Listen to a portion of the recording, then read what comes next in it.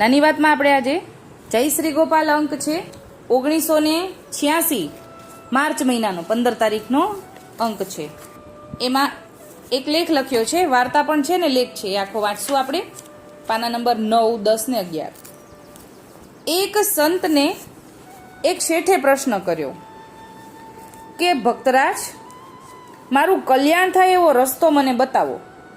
મેં આજ સુધી કુડી કમાણી જ કરી છે, હવે જીવનનું ભાતું બાંધવું છે. આવું શેઠે પ્રશ્ન પૂછ્યો સંતને. આવરદાનો છેડો સુધારવો છે, હવે બોધ ગઈ થોડી રહી. સંત કહે, ભાઈ તું પ્રભુનું નામનું રટણ કર. અંત સમયે મતી એવી ગતિ, તે વેળા પ્રભુનું નામ જ તારે છે. એટલે કે જાતી વખતે ચાલવાનું થાય ત્યારે આપણી જ્યાં મતિ હોય ને એવી ગતિ થાય. એવું ઘણા શાસ્ત્રોમાં, આપણા ઠાકોરજીના વચનામૃતમાં અને ઘણા બધા ઉદાહરણોથી આપણને આવું જાણવા મળે કે એવું બન્યું પણ છે. શેઠ કહે, તો મહાત્માજી, હું મરતી વખતે જ ભગવાનનું ભજન કરી લઈશ, અત્યારથી શું છે? સંત કહે, ઠીક છે, જેવી તારી મરજી.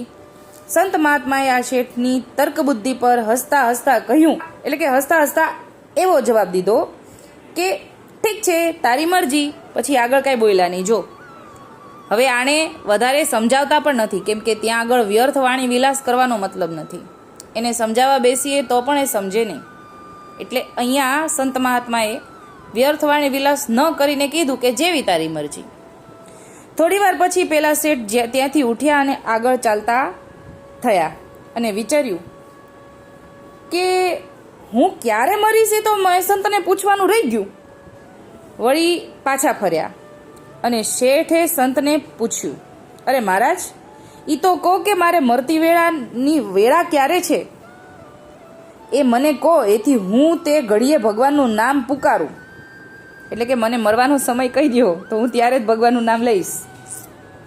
સંત કહે, અરે શેઠ, એ જ ખબર નથી કે છેલ્લો શ્વાસ કયો છે, અને ઘડી ઘડી અંદર બહાર આવતો જતો શ્વાસ બહાર નીકળીને પાછો વળી અને પાછો બહાર નીકળે, પણ છેલ્લો કયો એ કેમ ખબર પડે? તે પણ કોઈ જાણતું નથી. એટલે જ હર ઘડી હર શ્વાસ છેલ્લો જ છે એવું માનીને અત્યારથી જ પ્રભુના નામનું રટણ કર્યા કર. માયાની ગડમથલમાં રહેનારને છેલ્લી વેળાની કપરી સ્થિતિમાં પ્રભુની યાદ આવતી નથી.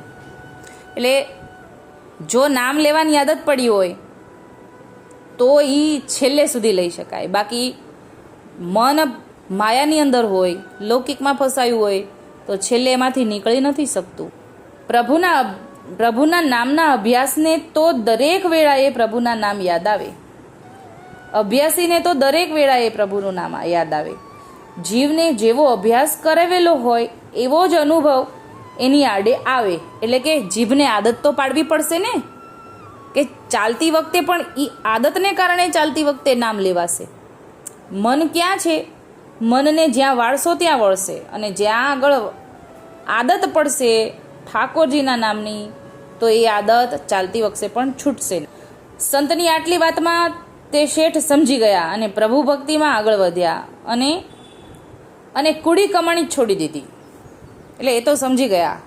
હવે આપણને પણ આ વાર્તાથી સમજાવે છે કે ક્યારે જવાનું છે ખબર નથી, પણ જતી વખતે નામ મોઢામાં આવે ઠાકોરજીનું, એના માટે મોઢાને આદત તો પાડવી પડશે ને, એમ સમજાવ્યું.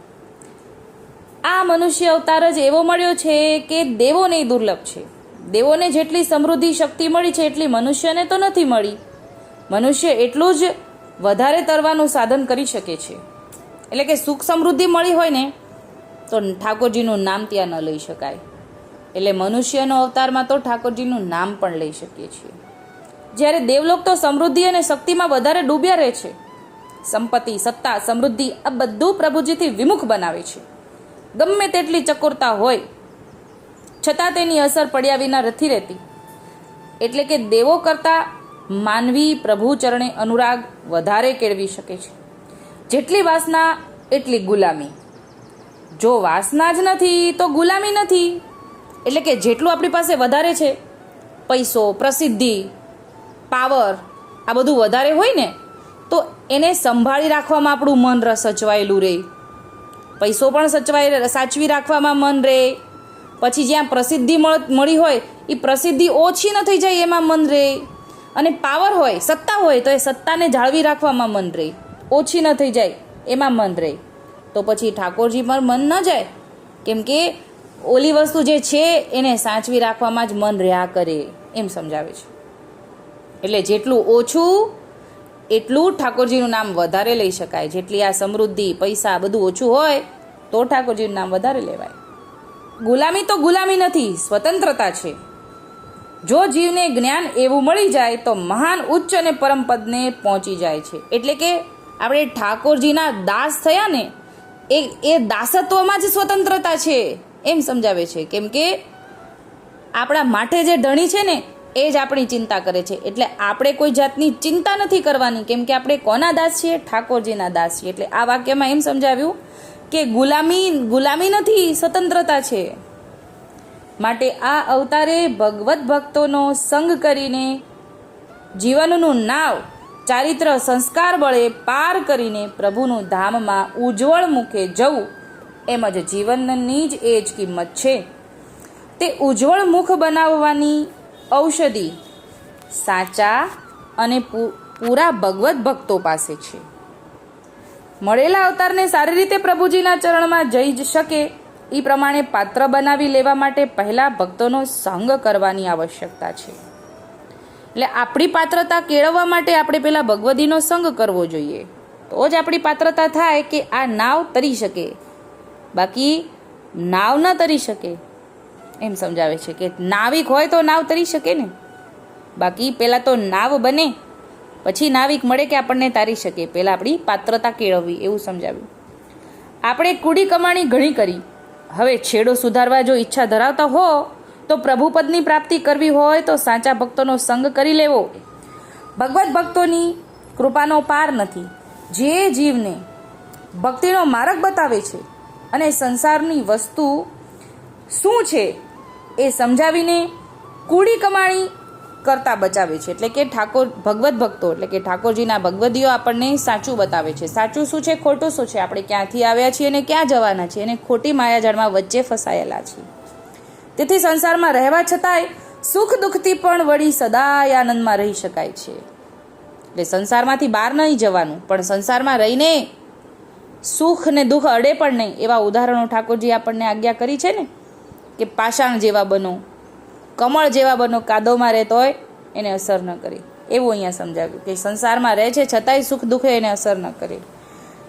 જ્યારે કુડા મનના જીવો સત્ય સત્સંગ વિના સંસારના સુખ દુઃખમાં હસી રડીને જીવનો આનંદ પણ નથી મેળવી શકતા.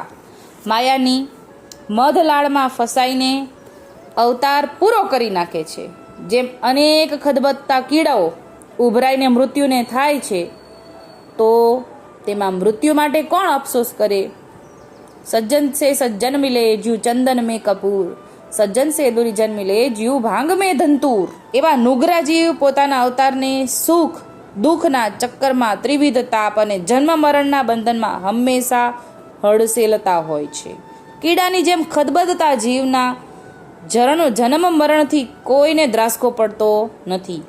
પણ જેણે કુડી કમાણી છોડીને ભક્તિ માર્ગે વળેલા છે અને ભક્તિ હાડોહાડ જેને લાગી ગઈ છે, એવા જીવના જીવનમાંથી તો આજ પણ ઘણાય પ્રેરણા મળે છે અને ઝીલે છે. ભક્તિ કરવી એ ખાંડાની ધાર સમાન છે.